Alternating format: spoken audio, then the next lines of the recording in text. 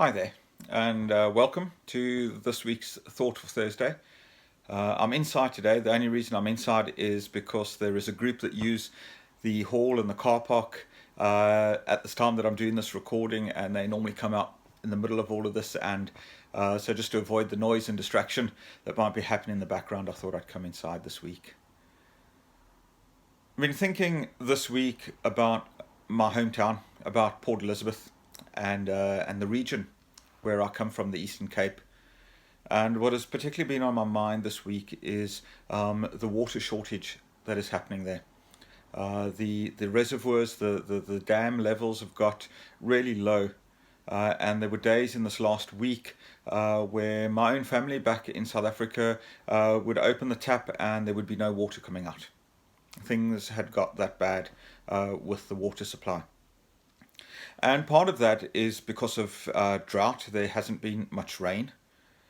But it's not just about the supply of water that's been the problem. There's also been really bad management of those resources. And so there are water supply pipes around the city that are leaking that have never been repaired.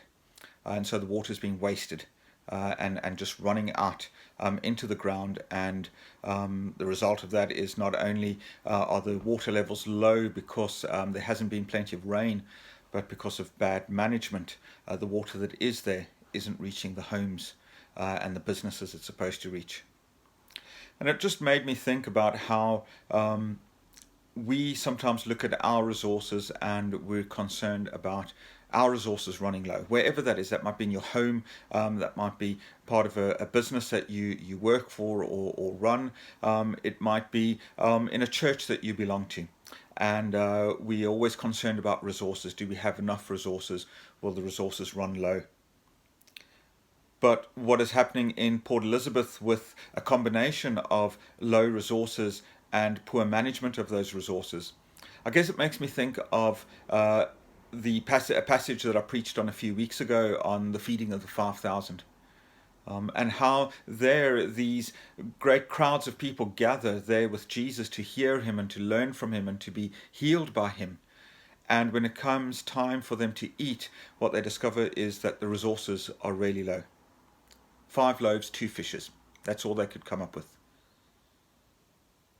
But God, who is our great provider, he comes along on the scene there in the form of Jesus, and he takes charge of those resources. And when he takes charge of those resources, there is incredible provision for those people. It is a combination of what resources you have and who has taken charge of those resources. Back in Port Elizabeth, we see that it's not a good combination. On the hillside in Galilee, a fantastic combination. When God takes charge of those resources, there is plenty. Whatever your situation is right now, and your resources might be anything. It might be financial resources. It might be food. It might be rest as something that you need desperately, but there is so little time for it. It might be motivation to work. It might be a motivation to come out of your home after lockdown and to go back into society and still be safe in society. But that resource of confidence and courage to do that might be low. Who are you allowing to take charge of your resources? Are you trying to do it all on your own? If the disciples had tried to do it all on their own, when they got those 5 loaves and 2 fishes, those people would have still been hungry. But they allowed God to take charge. They allowed Jesus to take charge of those resources. Who is in charge of the resources in your life? Who's in charge of your time, of your finances, of your energy, of your focus, of your motivation, of your love? However you might be struggling now, I want to encourage you to allow God to take charge. Let him take charge of whatever is happening in your life today. Whatever your struggle is, allow God to take charge. It is not only about how much resources you have available to you. It's about who's in charge of them. Who is in charge of your life? Are you following your own ways?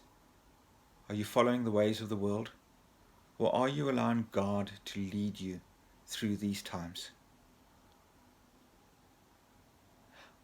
I would ask you to pray for the Eastern Cape in South Africa, the province where I come from, for Port Elizabeth, the city where I live, or where I used to live and grew up in.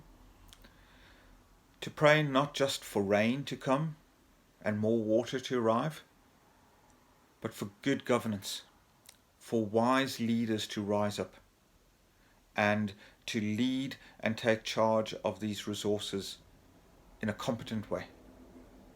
Please pray for my friends, my family back home, going through this time of uncertainty, frustration, and anger over things. And in your life, I pray and you pray for God to take control of all things.